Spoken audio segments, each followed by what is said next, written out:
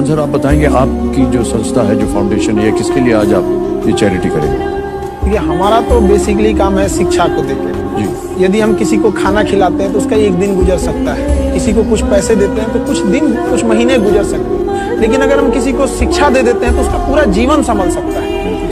तो सबसे खतरनाक आदमी होता है एक शरीफ इंसान, जब उसके अंदर से जीने की ख्वाहिश खत्म हो जाए। जाओ ढूंढ लो जहां भी तुम्हें मिले बेहतर, न मिले तो वापस आना, हम कल भी तुम्हारे थे और आज भी थे। आप वैसे लोगों से बचिए जो आपकी तारीफ करके आपको बिना मतलब खुश रखता है। देखिए, कुछ सच कड़वे लग सकते हैं, माँ बाप और शिक्षक का डांट थोड़ा कड़वा लगता है, लेकिन वो बाकी में आपको थोड़ा कठोर बनाना चाहता है। लड़का जी जाता है वही से ठीक लगता है। लड़का के लाइफ में ना केवल एक के सवाल देखा जाता है, कमाता कितना है, बाकी सब। लड़ाई झगड़ा से बच के रहिए, लड़ाई झगड़ा से बच के रहिए, छोटे मोटे तू में क्योंकि ना आंधी और गुस्सा जब चला जाता है ना, तभी पता चलता है नुकसान कितना हुआ था।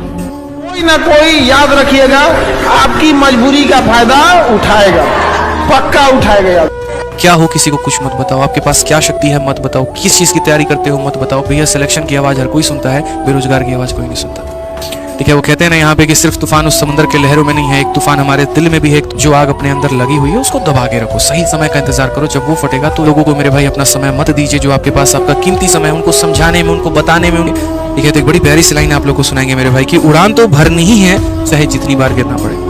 उड़ान तो भरनी है मेरे भाई, चाहे जितनी बार भी गिरना पड़े, सपने तो पूरे करने ही है, चाहे रातों में नींद कब करना पड़े। ठीक है, तो बहुत ही जबरदस्त लाइन है, खतरनाक है यहाँ पे कि भैया देख लो, जो सपने तुमने देखे हैं वो तो पूरा करना ही है, चाहे कुछ भी हालात हो जाए, कोई भी परिस्थिति आ जाए, और अगर जरूरत पड़े तो अपने नींद के साथ, अपने चैन के साथ, अपने सुख के साथ भी कॉम्प्रोमाइज करना पड़े तो कर लो, क्योंकि ये मौका तुम्हें बार बार नहीं मिलने वाला है। इसलिए लग जाओ मेरे भाई और पढ़ो अच्छे तरीके से, किस दिन किस में। ठीक है ना, वो एक लाइन है बड़ी खूबसूरत सी यहाँ पे कि जिंदगी को आसान बनाइए जनाब। ठीक है, जिंदगी को आसान बनाइए जनाब, कुछ अपने अंदाज में और कुछ नजरअंदाज में। ये कई सारी चीज़ें यहाँ पे जो अपने अंदाज से करके आसान बनाई जा सकती हैं, और कई सारी चीज़ें ऐसी हैं जो नज़रअंदाज करके बनाई जा सकती हैं। ठीक है, आप पढ़कर सवालों को आसान बनाइए अपने अंदाज में, और लोगों के तानों को नज़रअंदाज करके अपनी ज़िंदगी को आसान बनाइए। बहुत जरूरी है ये बात यहाँ पे ध्यान रखिए। जीवन जीने का मेरे भाई सलीका सीख जाएंगे आप उस दिन जिस दिन आप मेरी इस बात को गहराइयों तक समझ जाएंगे। ठीक है, एक बार तुलसीदास जी की पत्नी बिना बताए अपने मायके घर चली गई। तो तुलसीदास जी बड़े पत्नी प्रेम आसक्त थे, पत्नी प्रेमी थे बहुत बड़े।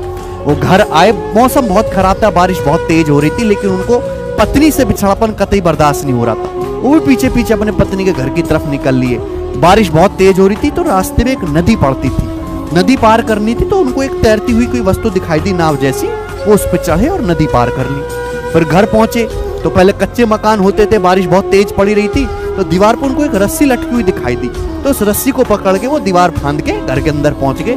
तो जब पत्नी ने उनको देखा तो उनकी पत्नी जो उनसे बड़ा नाराज हुई कि आप जो है यहाँ मेरे पीछे पीछे यहाँ तक आ गए।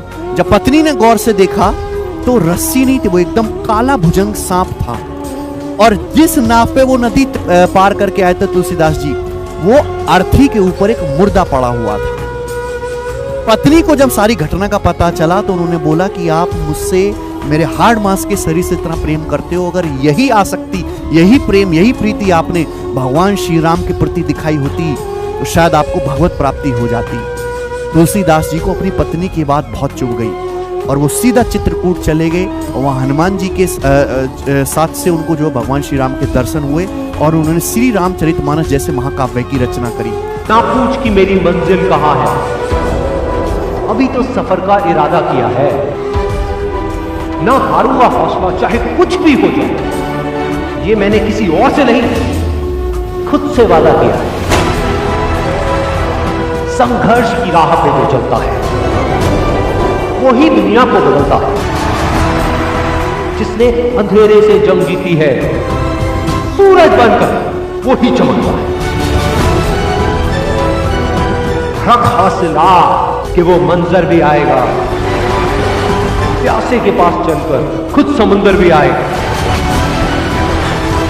यूं जमीन पर बैठकर क्यों आसमां देखता है, अपने पंखों को खोल। ये जमाना सिर्फ उड़ान देखता है। भरोसा अगर ईश्वर पर है तो जो आपकी तकदीर में लिखा है वो ही पाओ, लेकिन भरोसा अगर खुद पर है तो ईश्वर भी आपकी तकदीर वैसे ही लिखेगा जैसा कि आप चाहोगे।